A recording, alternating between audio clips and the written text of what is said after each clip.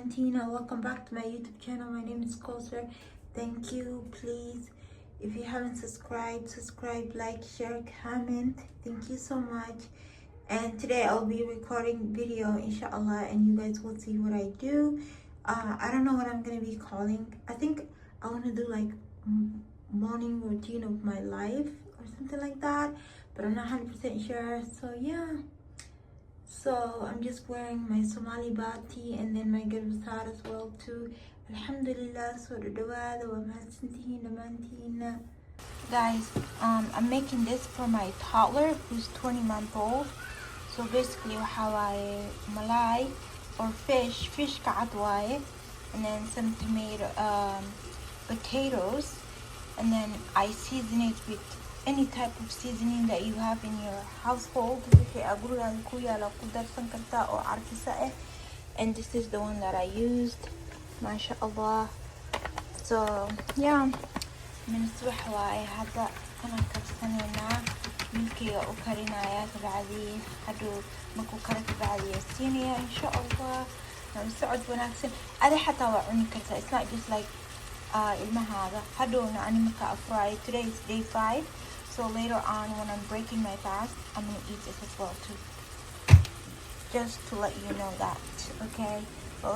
This is so good. Try to eat healthy food.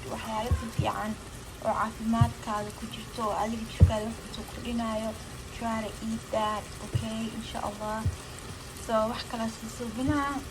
I think inshallah. This is how it looks after it's done. It's so delicious wallahi. And even I'm gonna feed my baby especially the tomatoes, fish كزايد وخفيف من جلعه يهاي واسيني كراسة لفتيسة. So لو العيال انت داسينا أني إيرا قريبنا أو هدوك أفرو. So انتظرنا ثاني وصوب حذاي ما شاء الله. You guys, this is how the stage of my refrigerator looks like. Last time I cleaned it, it was like a week, like 2 weeks ago. Last week I didn't clean it. I cleaned it basically the week after that.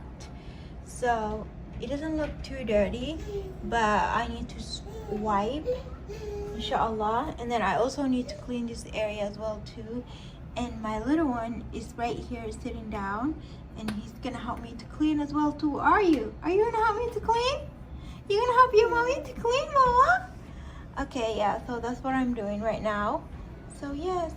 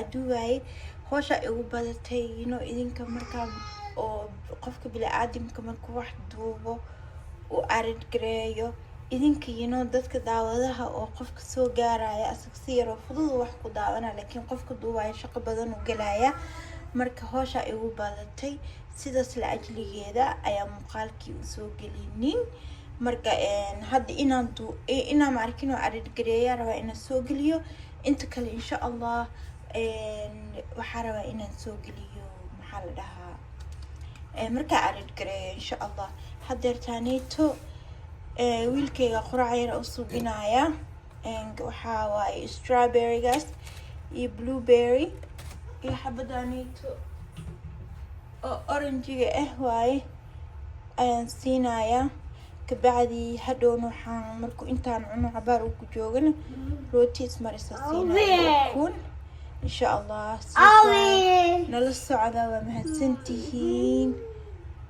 nala socda waa mahadsantihiin sidaas waaye sidaasaan ii sheegayaa